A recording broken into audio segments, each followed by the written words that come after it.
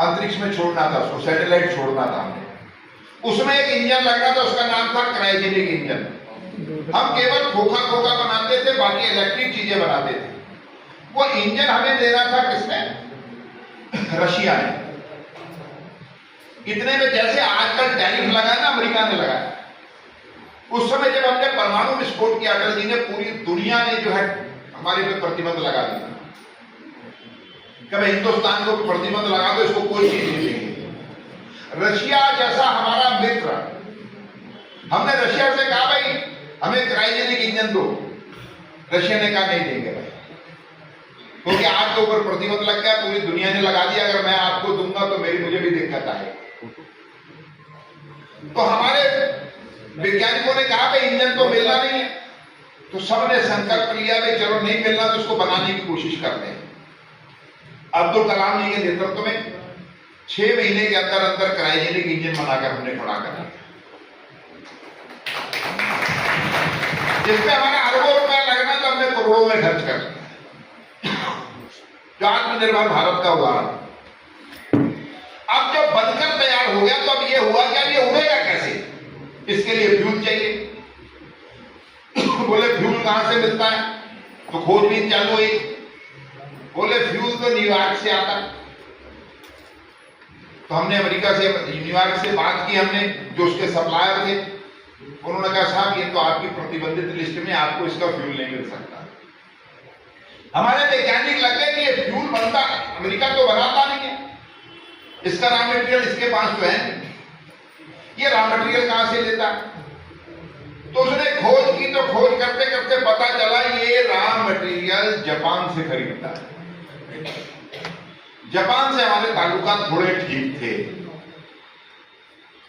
हमारे वैज्ञानिकों ने हमारे द्वारा जो है, सरकार के जो एमएससी के द्वारा जापान से संपर्क साधा गया कि हमें जो है वो फ्यूल दे दो। जापान ने कहा, बोले कि हम नहीं देंगे आपको, क्योंकि आप पे प्रतिबंध लगा है। हमारे वैज्ञानिकों ने सोचा यार ये जापान छोटा सा देश और इंटेलिजेंस भी सब पता लगाती रहती है। उन्होंने पता लगाया कि ये जापान भी इसको फ्यूल को बनाता नहीं, ये भी इंपोर्ट करता है। अब उन्होंने कहा भाई ये भी इंपोर्ट करता, ये किससे करता? अब जब खोजबीन चालू हुई, होते होते पता चला कि जिस चीज से ये फ्यूल बनता है वो जो इंपोर्ट होता है वो हिंदुस्तान से होता है। बोले भाई हिंदुस्तान से कहां से हो रहा? बोले जी पता चला हिंदुस्तान में गोवा से हो रहा है। जो स्पंज आयरन है उसकी जो डस्ट है उसको शिप भर के जो है जापान अपने यहाँ ले जाता है, वहां उसको रिफाइन करता है और उसको तैयार करके फिर जो है वो अमेरिका को और दुनिया के और देशों को सप्लाई करता है। फिर वो उसको रिफाइन करके फ्यूल बनाते हैं। जैसे ही खबर लगी फटाफट जो है प्रधानमंत्री जी से संपर्क साधा अटल जी से, और कैबिनेट बैठी, फटाफट पहले डिसीजन किया कि ये जो एक्सपोर्ट जो है इस पर बैन लगाया जाए, उसको रोका गया। और रोकने के बाद हमारे वैज्ञानिक लग गए और उस डस्ट को फ्यूल में कन्वर्ट कर लिया। अगले 3-4 महीनों में हमने PSLV 4 अपना ये 4 या 5 जो भी था वैज्ञानिक, वो हमने छोड़ दिया। ये है आत्मनिर्भर भारत। कि आत्मनिर्भर भारत को केवल इतनी नहीं कि हमने जो अपने हिंदुस्तान की बनी टॉफी खा ली। आत्मनिर्भर भारत, हर दिन कुछ ना कुछ घटनाएं हो रही है। रेलवे में हम जो है दूसरे लोगों से इंजन मांग रहे थे, जापान से मांग रहे थे, हमने बुलेट ट्रेन चलानी थी, उन्होंने रेट बढ़ा दिए, शर्तें लगा दी। हमारे वैज्ञानिक लग गए और उन्होंने वंदे भारत और उससे आगे एडवांस इंजन बना दिया। और हमारी स्थिति आई कि हम उसको एक्सपोर्ट कर रहे हैं, दुनिया कह रही है हमें दो। आत्मनिर्भर भारत यह है कि आजादी के बाद से लेके आज तक 75 सालों में हम जो है कोई जहाज नहीं बना पाए लड़ाकू। अटल जी के समय से पहले से वो बनना चालू हुआ। अटल जी के समय में प्रक्रिया कुछ आगे बढ़ी।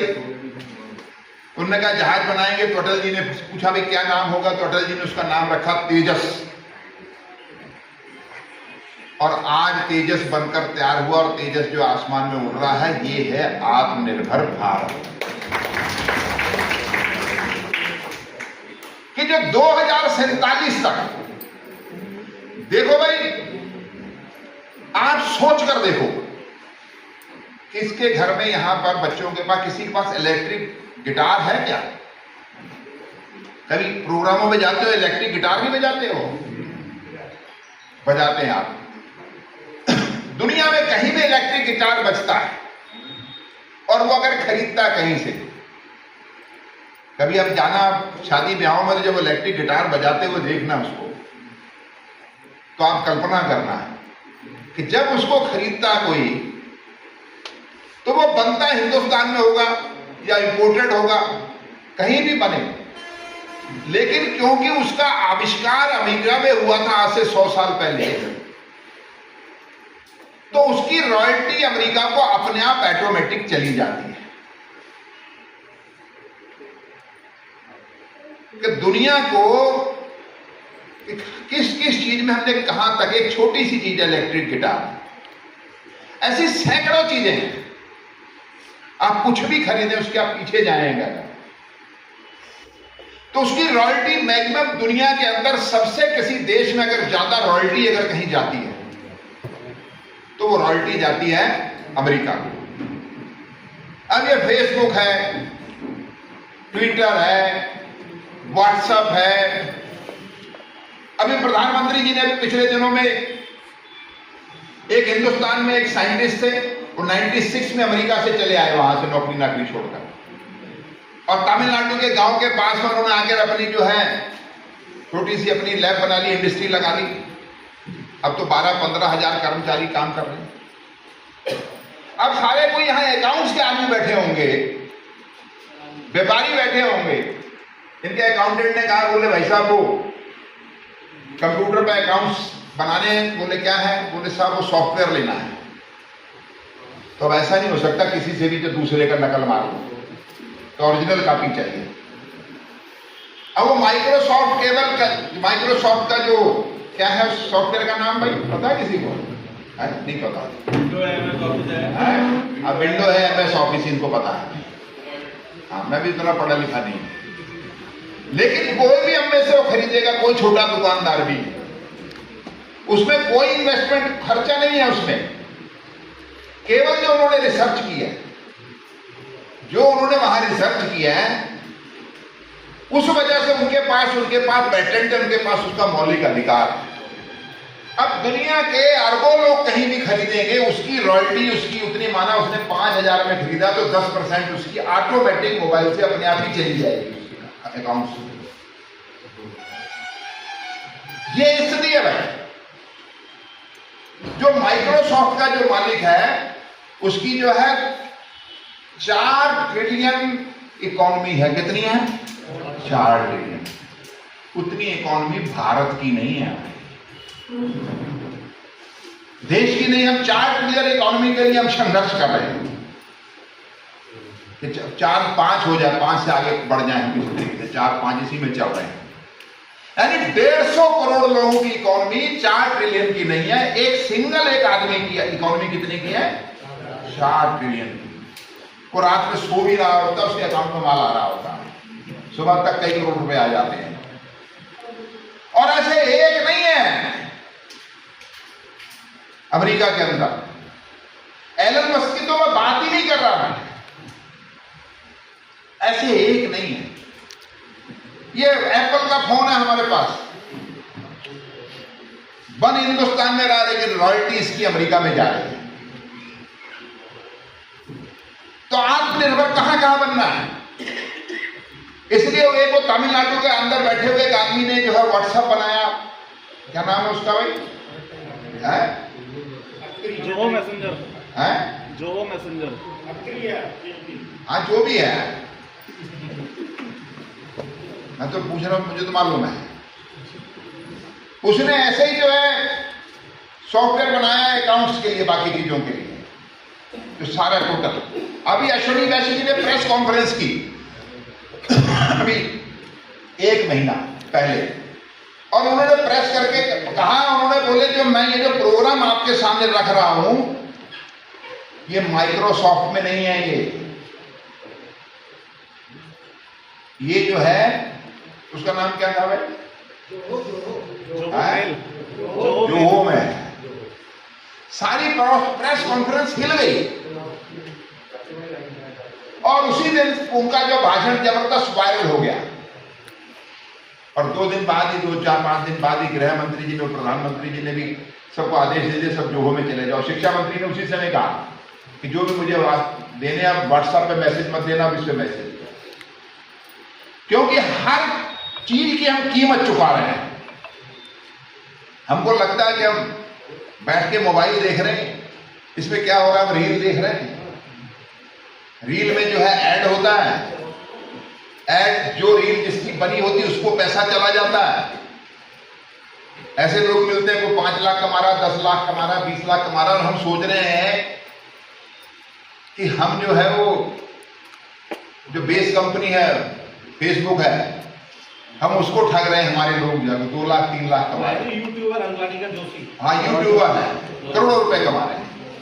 लेकिन भाई और बहनों, वो जितना ले रहे हैं, ये जितने हमारे जो कमा रहे होंगे, सारे जो है हमारे रील वाले जो बनाने वाले, इनके हिस्से में मैक्सिमम अगर आ रहा होगा तो 10%, 10% आ रहा होगा पूरे देश के लोगों का। 90% ऑटोमेटिकली उनके खजानों में चला जा रहा है। फेसबुक जैसी कंपनी की जो 2-4-5 ट्रिलियन की कंपनी जो है वो। तो आप यहां तक सोचना है, ये चॉकलेट, कोका कोला, यहीं तक या लिम्का, इसी तक नहीं फंसे रहना है। इसलिए हम लोग जब खाली बैठते तो कहीं ना कहीं मोबाइल उठाकर इसमें से जो है यूट्यूब में आप डालना चालू करें, कुछ चीजें ढूंढना चालू करें। आपको बहुत सारी चीजें, अगर रुचि पैदा करो कि इस देश को कितना ताकतवर बनाना है। और आत्मनिर्भर प्रधानमंत्री जी का भाई आप शुरुआत तो करो। पूरी दुनिया में 1902 वर्ल्ड वार के बाद ये होता था कि भाई दुनिया में व्यापार किस रुपए में होगा। तो अमेरिका ने कहा कैसा करो, डॉलर में करो। सबने उससे कहा तो इसे डॉलर में क्यों करे? उसने कहा मेरे पास 22 टन सोना रखा हुआ है और उसके अगेंस्ट मैंने डॉलर छाप रखे और तुम ऐसा करना कि दुनिया में डॉलर ले जाओ, जो भी मेरे से सोना खरीदना चाहेगा उस डॉलर के बदले में मैं उसको सोना दे दूंगा। लोगों ने डॉलर ले लिए। अब जो सोना खरीदते थे उससे उसकी वैल्यू हो गई गोल्ड में। कुछ सालों के बाद 10-12-15 साल के बाद अमेरिका ने कहा मैं सोना नहीं दे रहा, तो डॉलर जो है कागज रह गया, केवल कागज। अब सारी दुनिया, देश परेशान। तो अमेरिका तो जिसके पास ताकत है, कहते ना जो भाई समर्थ में नहीं दोष, तो आज अमेरिका कुछ भी बोलता उसको कोई दोष नहीं लगता। ताकतवर है, शक्ति है उसके पास, ताकत। अब सबके हाथ खड़े हो गए, लेकिन इत्तेफाक से ऐसा हुआ कि उसी समय जो है मिडिल ईस्ट में तेल निकल आया। तो अमेरिका तो तेज है, उसने रास्ता निकाल दिया। उसने कहा अच्छा भाई ऐसा है कि जो ये तेल जो है डॉलर के बदले में ले लो। डॉलर की जो है वैल्यू बढ़ गई। दुनिया हमसे खुश भी है, परेशान भी है, टेंशन में भी है। केवल इसलिए है कि जब मोदी जी ने कहा कि डिजिटल इंडिया, यूपीआई, जब पूरी दुनिया में, आज मुझे ध्यान है जब अटल जी प्रधानमंत्री थे, प्रमोद महाजन जी मंत्री थे, उन्होंने एक दिन प्रेस करते कहा मैं सपना देखना चाहता हूं कि इस दिन दुबई में बैठा हुआ हमारा आदमी बैठा हो और वो जब पेमेंट कॉफी पिया और उसकी पेमेंट जो है रुपए में करे। तो उनको बड़ा अजीब लगता था। कब कहा प्रमोद महाजन जी ने, और मोदी जी ने कब से सोचते चले आ रहे। तो सोचना नहीं चाहेगा अपनी लीडरशिप के बारे में।